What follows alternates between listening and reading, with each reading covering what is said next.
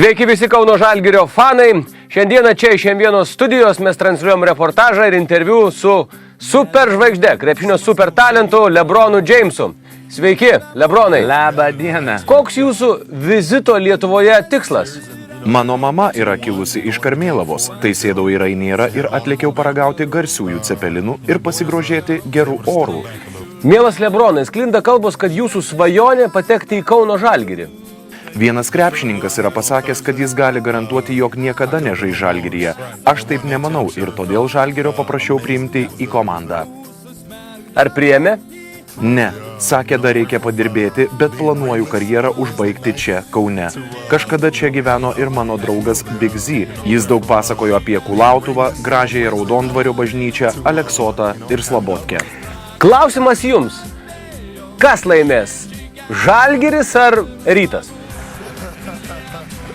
Na, ponas Lebronė, ačiū už vizitą ir pabaigai gal galite pravesti M1 žaidimą. Jokių problemų, mėgstu jūsų M1 ryto šou. Taigi, tuoj iškrėsiu tokią baikę. Kas pagaus M1 maikę? Šaukit, trypkit, ulevokit, apie pergalę galvokit.